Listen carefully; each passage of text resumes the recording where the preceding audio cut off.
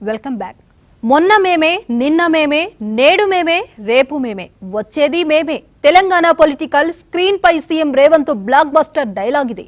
డైలాగే కాదు, సినిమా కూడా ఇలాగే ఉంటుందన్నారు రేవంత్. ఇంతకు ఆయన ప్లాన్ ఏంటి? నెక్స్ట్ టర్మ్ కూడా తానే సీఎం అని ఎందుకంత ధైర్యంగా చెప్పగలుగుతున్నారు? అసలు రేవంత్ వ్యూహం ఏంటి?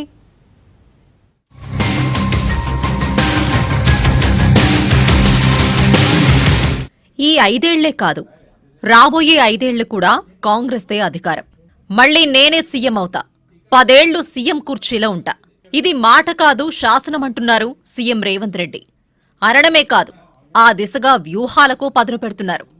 ఎవరెన్ని విమర్శలు చేసినా ముఖ్యమంత్రిగా రేవంత్ 2 ఏళ్ల పాలనను ప్రజలు మెచ్చారు.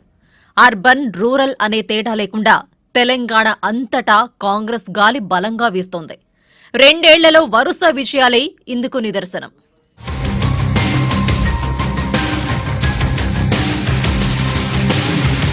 ఆరు గ్యారంటీలతో తెలంగాణలో పవర్లోకొచ్చింది కాంగ్రెస్ పార్టీ. అయితే అధికారంలోకి వచ్చిన తొలినాళ్లలో రేవంత్ పాలనపై సొంత పార్టీ నేతల్లోనే అసంతృప్తి కనిపించింది. సొంత పార్టీ నుంచి ఒత్తిడి, అధిష్టానం నుంచి అంతగా కనిపించని మద్దతు. ఇన్ని ప్రతికూలతల మధ్య రేవంత్ పాలన సాగించారు.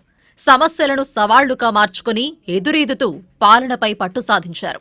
అటు ప్రభుత్వంపై, ఇటు పాలనపై ఏమాత్రం పట్టు విడవకుండా వ్యూహాత్మకంగా అడుగులు వేస్తూ ముందుకు సాగుతున్నారు. ప్రతిపక్షాల విమర్శల్ని తన పనితీరుతోనే తిప్పికొట్టిన సీఎం రేవంత్ వరుస విజయాలతో తన నాయకత్వాన్ని ఫిక్స్ చేసుకున్నారనే చర్చ గాంధీ భవన్ వర్గాల్లో జరుగుతోంది. భవిష్యత్తులోనూ ఇదే దూకుడు కొనసాగుతుందంటున్నారు హస్తం నేతలు.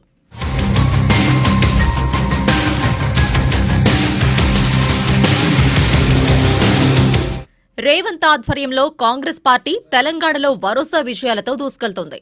మొన్నటి కంటోన్మెంట్ ఉప ఎన్నిక నుంచి నిన్నటి పంచాయతీ ఎన్నికల వరకు రేవంత్ పాలనపై ఎంత పట్టు పెంచుకున్నారో ఈ వరుస విజయాలే చెబుతున్నాయంటున్నారు కాంగ్రెస్ నేతలు. కంటోన్మెంట్ ఉప ఎన్నికలు గెలిచాక రేవంత్ పట్టు 10% పెరిగితే జూబ్లీహిల్స్ బైపోల్ విషయం తర్వాత అది 50% దాటేసింది. నిన్నటి పంచాయతీ ఎన్నికల్లో ఘన విజయంతో అది 70% కు చేరిందంటున్నారు.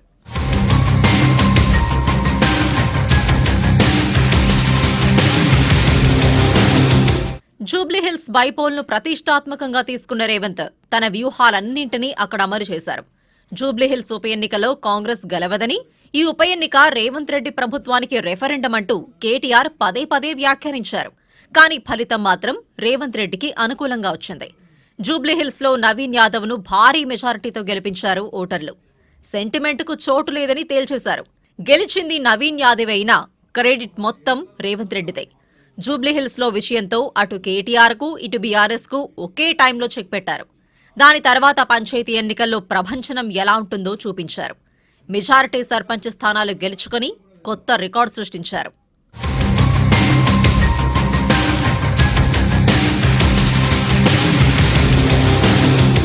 పంచాయతీ ఎన్నికల్లో పాజిటివ్ రిజల్ట్స్తో దూకుడు మరింత పెంచబోతున్నారు రేవంత్.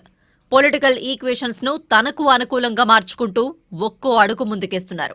ప్రజల్లో పాజిటివిటీ మరింత పెంచుకునే ప్రయత్నం చేస్తున్నారు. రాజకీయంగానే కాదు, అభివృద్ధిలోనూ అదే దూకుడు చూపిస్తున్నారు.